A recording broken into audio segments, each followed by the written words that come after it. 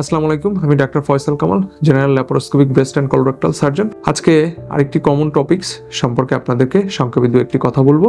সেটি হচ্ছে perianal fistula. Perianal fistula হচ্ছে আপনাদের আমাদের অ্যানাস মানে মল দ্বারের চতুর্দিকে ফিস্টুলা হওয়া। এখন প্রথমে জেনে নেওয়া যাক ফিস্টুলা জিনিসটা কি। ফিস্টুলা জিনিসটি হচ্ছে এটা একটা abnormal communication between two track বা টু ওপেনিং সারফেস।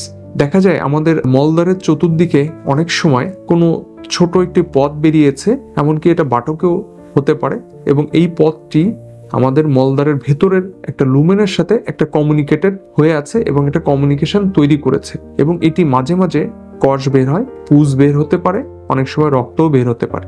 এটাকে আমরা বলছি পেরিয়ানাল ফিস্টুলা বা অ্যানাল ফিস্টুলা। এখন কথা হচ্ছে এই ফিস্টুলাটা কেন হয়, কি কারণে হয়। ফিস্টুলার ক্ষেত্রে আমরা কমনলি বলে থাকি যে নর্মালি একটা রোগীর ফিস্টুলা হওয়ার কোনো সম্ভাবনা নাই, যদি না তার আলাদা কোনো অসুস্থতা সেটার সাথে থেকে থাকে। কিছু অ্যাসোসিয়েটেড ডিজিজকে আমরা ফিস্টুলার অন্যতম কারণ হিসেবে দেখে থাকি, বিশেষ করে পেরিয়ানাল ফিস্টুলা, যেমন ক্রনস ডিজিজ, এটা একটা খাদ্যনালীর রোগ, অথবা টিউবারক্লোসিস, অথবা ক্যান্সারজনিত কারণ। এছাড়া যদি কোনো ফরেন বডি আশেপাশে ঢুকে থাকে সেক্ষেত্রে এখানে একটা ফিস্টুলা তৈরি হতে থাকে। তবে কমনলি আমরা যেটা দেখে থাকি সেক্ষেত্রে দেখা যায় পায়খানার রাস্তার বা মলদ্বারের আশেপাশে কখনো না কখনো ইনফেকশন হয়েছে, অ্যাবসেস হয়েছে অথবা ফোড়া হয়েছে, এই ফোড়াটা ভালো হয়ে গিয়েছে, সেরে গিয়েছে, সুস্থ হয়ে গিয়েছে। পরবর্তীতে এখানে আবার ছোট একটা মুখ তৈরি করে এখান থেকে কোনো কষ বা কোনো রস অথবা কোনো পুজ এটা বেরিয়ে আসতে শুরু করেছে। তখন আমরা আসলে ধরে নিই যেটা একটা ফিস্টুলার ট্র্যাক তৈরি হয়েছে। এই ফিস্টুলার ট্র্যাক যখন মলদ্বারের ভেতরের সাথে কমিউনিকেটেড থাকে তখন অনেক সময় এর ভেতর দিয়ে মলও চলে আসতে পারে, এমনকি এটার ভেতরে বায়ু বা পাদ আমরা যেটা বলে থাকি সেটাও আসতে পারে। সেক্ষেত্রে এটাকে ধরে নেওয়া হয় হাই ভ্যারাইটি। এখন একটা ফিস্টুলা হলে আসলে আমরা কি করব এবং এটা কিভাবে নির্ণয় করব। ফিস্টুলা রোগ আসলে এটা একটা সার্জিক্যাল ডিজিজ, এটা আসলে ওষুধে ভালো হওয়ার সম্ভাবনা একেবারেই নাই বললে চলে, এবং এক্ষেত্রে আমরা বলে থাকি অবশ্যই সার্জারি প্রয়োজন। এখন কথা হচ্ছে এই ফিস্টুলা রোগটি নির্ণয় করার জন্য অবশ্যই আপনাকে একজন সার্জনের সাথে পরামর্শ করতে হবে। তিনি আপনাকে দেখে এবং কিছু পরীক্ষা নিরীক্ষার মাধ্যমে নির্ণয় করবেন যে এটি ফিস্টুলা রোগ কি না। এখন একটা ফিস্টুলা রোগ হলে আমরা যখন চিকিৎসকের কাছে যাই তখন চিকিৎসকরা কিছু বিষয় এটার দিকে আলোকপাত করেন। প্রথমত দেখে নেওয়া হয় আমরা যে ফিস্টুলার ট্র্যাকটার লেন্থ কতটুকু, এটা কতদূর লম্বা, এবং এটা তার কিভাবে তৈরি হয়েছে, এবং এটা কতদিন যাবত আছে, এবং এটা কোন পর্যায়ে আছে, কারণ এটার উপরেই নির্ভর করে ফিস্টুলার সার্জারিটা। এবং ফিস্টুলার সার্জারির সবচেয়ে ইম্পর্টেন্ট এবং গুরুত্বপূর্ণ বিষয় হচ্ছে ফিস্টুলার সার্জারিতে আমাদের স্পিংটার, আমাদের মলদ্বারের চতুর্দিকে একটা স্পিংটার থাকে যেটাকে আমরা মাধ্যমে মলটা ধরে রাখি, এবং আমরা যে আমাদের পাদ বা বাতাস এটাও ধরে রাখি, সেটা খুব গুরুত্বপূর্ণ। কারণ ফিস্টুলা কোনো স্পিংটারের ভেতর দিয়ে তৈরি হয়। এই স্পিংটারকে আমরা প্রিজার্ভ করা আমাদের সবচেয়ে এবং অন্যতম গুরুত্বপূর্ণ একটা কর্তব্য সার্জনের ক্ষেত্রে। এই জন্য অবশ্যই দক্ষ সার্জন এক্ষেত্রে খুবই গুরুত্বপূর্ণ। তিনি কিছু পরীক্ষা নিরীক্ষার মাধ্যমে একজন চিকিৎসক এটা নির্ণয় করে থাকেন যে তার ফিস্টুলাটা কোন variety, is high variety or is low variety, or it is intersphincteric or transsphincteric or suprasphincteric or extra sphincteric. অনেক সময় এটা লো ভ্যারাইটি হয়, তখন সার্জারিটা ইজি হয়, তখন রোগীদের জন্য সুবিধা।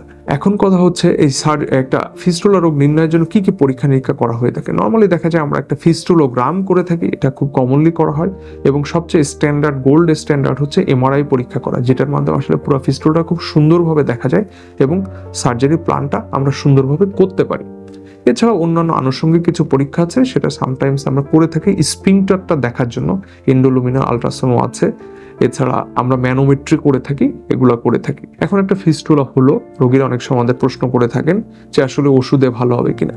আসলে আমরা ইটস এ সার্জিক্যাল ডিজিজ, তো আসলে ওষুধে ভালো হওয়ার সম্ভাবনা একেবারেই নেই বললে চলে, এবং আমরা এক্ষেত্রে অবশ্যই সার্জারি পরামর্শ দিয়ে থাকি, এবং সার্জারিটা অবশ্যই দক্ষ হাতে জেনারেল অথবা কলোরেক্টাল সার্জনের মাধ্যমে আপনাকে এটা করতে হবে। সার্জারির ক্ষেত্রে আমাদের অনেকগুলো ওয়ে আছে। সেক্ষেত্রে রোগীরা আমাদের যে কমনলি প্রশ্নগুলো করে থাকেন আসলে আমরা সার্জারি কোন টেকনিকটি চুজ করব, and this is very important. কারণ আমরা কনভেনশনালি ট্র্যাডিশনালি ওপেন সার্জারিটা করে আসছি বা অনেকদিন যাবত সবাই করে আসছে, আমরা ফিস্টুলা ট্র্যাক্টটি কেটে ফেলি। এই কেটে ফেলার জন্য অনেকগুলো টেকনিক আবিষ্কার হয়েছে।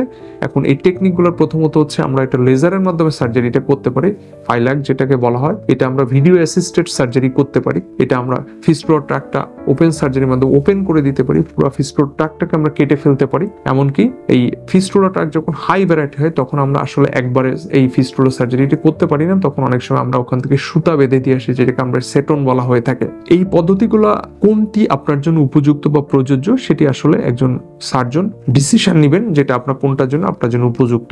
তিনি সেভাবেই আপনার সাথে পরামর্শ করে আপনার সার্জারিটি তিনি চুজ করবেন। এবং ফিস্টুলার ক্ষেত্রে সার্জারিটি যত আগে করে নেওয়া যায় ততই ভালো, কারণ এটি যখন অনেক দূরে ছড়িয়ে পড়ে বা স্প্রিংটাকে ইনভলভ করে পড়ে তখন আসলে এটা অনেক একটা বিপজ্জনক পরিস্থিতি তৈরি করতে পারে এবং শরীরের একটা অংশের ক্ষতিগ্রস্ততা হওয়ার সম্ভাবনা অনেক বেড়ে যায়, সেটি হচ্ছে স্প্রিংটার। তো যাই হোক, খুব অল্প কথার মাধ্যমে পেরিয়ানাল ফিস্টুলা বা ফিস্টুলা সম্পর্কে 2-4টি কথা বললাম। আশা করছি সবাই বুঝতে সক্ষম হয়েছেন। ধন্যবাদ সবাইকে, ভালো থাকবেন। কোনো কোশ্চেন থাকলে জানাবেন। আসসালামু আলাইকুম।